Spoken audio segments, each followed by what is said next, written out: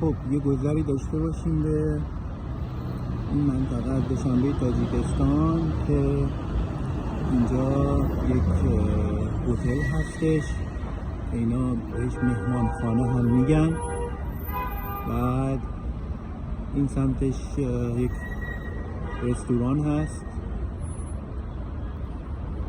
و در کنارش هم یک رستوران چینی ملاحظه میکنید.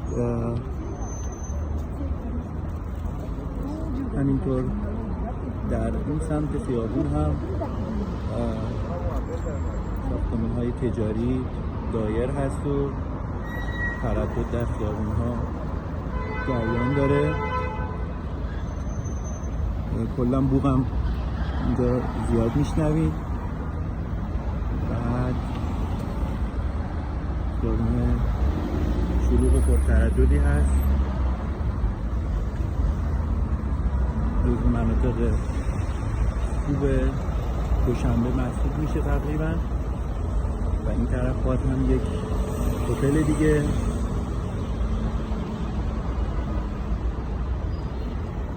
و ساختمان های بلند. باشگاه بدنسازی این طرف تبلیغاتش رو میدونید به این طرف.